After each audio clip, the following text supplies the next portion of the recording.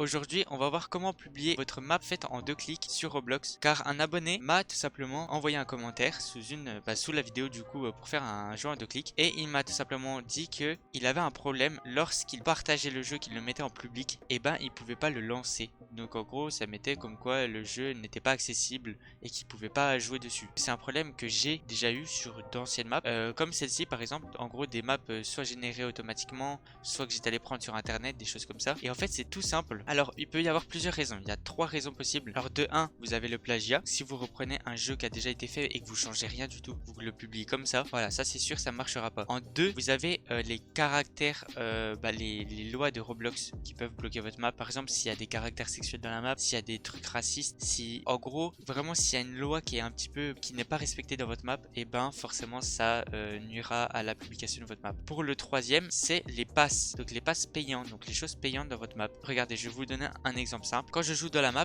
par exemple, on peut voir que ici le prix en Robux de l'egg, Robux egg, ouais, bref, de l'œuf en Robux, on peut voir ici qu'il est de 99 Robux. Alors que quand j'appuie sur E donc pour l'acheter, on peut voir qu'il est de 129. Et ce pass là, ce n'est pas le mien, c'est celui qui a été généré automatiquement. En gros c'est simple, il faut juste se dire que quand un joueur achète quelque chose en Robux dans votre map, je vais vous prendre un exemple simple. Imaginez l'œuf coûte 10 Robux. Vous êtes une personne qui veut l'acheter, vous achetez votre objet à 10 Robux, donc vous perdez 10 Robux. Roblox en gagne 3 et le joueur qui a créé la map en gagnera 7. En gros, c'est un exemple, je sais plus c'est quoi le pourcentage exact, mais en gros Roblox va prendre un pourcentage et le joueur qui a créé la map va prendre l'autre pourcentage, donc le restant. Et au final, en gros, c'est comme si que Roblox et le développeur vont se partager le prix, du coup les Robux que le joueur va payer tout simplement. Mais en gros, le pass là ne vous appartient pas. Donc quand vous générez la map, ces passes là ne vous appartiennent pas tout simplement. En gros, quand vous créez une map Roblox, ça génère un site internet dans lequel vous pouvez tout gérer.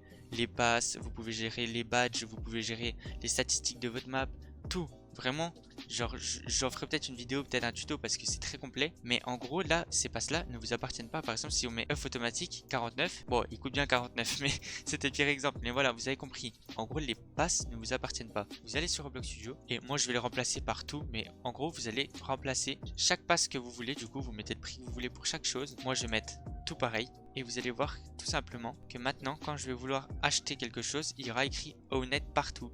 Tout simplement parce que les passes, quand vous êtes le créateur de la map, vous les avez automatiquement. Donc là, par exemple, si je clique, ça va dire vous possédez déjà cet objet. Donc si ça marque ça, vous allez pouvoir, du coup, publier la map. Je peux jouer maintenant sur la map parce que du coup, tout simplement, c'était à cause des passes.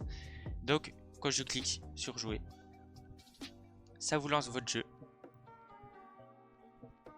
Aussi, il veut bien se lancer. Avec vos sauvegardes comme dans le mode studio, tout simplement. Et vous avez vos passes qui sont ici. Donc ça sera tout pour cette vidéo. J'espère qu'elle vous aura plu. Et vous avez beau être créateur, ceci est toujours payant.